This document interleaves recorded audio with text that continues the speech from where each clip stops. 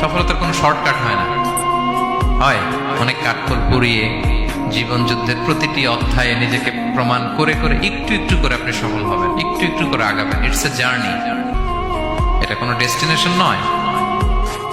এবং সফল হওয়ার পথ পরিক্রমায় কোনো লিফট নেই, সিঁড়ি বেয়ে উপরে উঠতে হয়।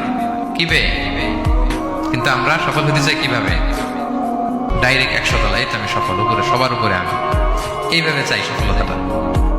সবার উপরে উঠে যাব, গোল্ড মেডেল গলায় পরাই দিবে, আমরা সাকসেসফুল না। সফলতার রাস্তায় কোনো লিফট থাকে না। কি দিয়ে উঠতে হয়?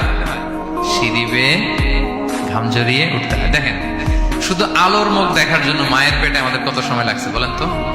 জাস্ট একটু লাইট, হ্যাঁ, 9 মাস 10 মাস সময় লাগছে শুধু একটু আলো দেখবো আমরা। একটু আলোর মুখ দেখার জন্য আমার লাগছে 9 মাস। আর এখানে আমরা শর্টকাট খুঁজি, খালি কি খুঁজি? সফলতার কোনো শর্টকাট নেই। অল্প এফোর্টে যারা সফল হতে চায় এরা কোনোদিন সফল হয় না।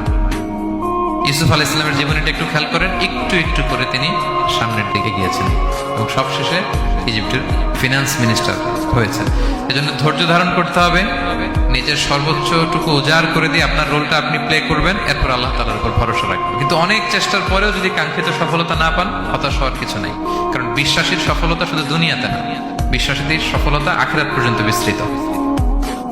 ওইটা আসল সফলতা।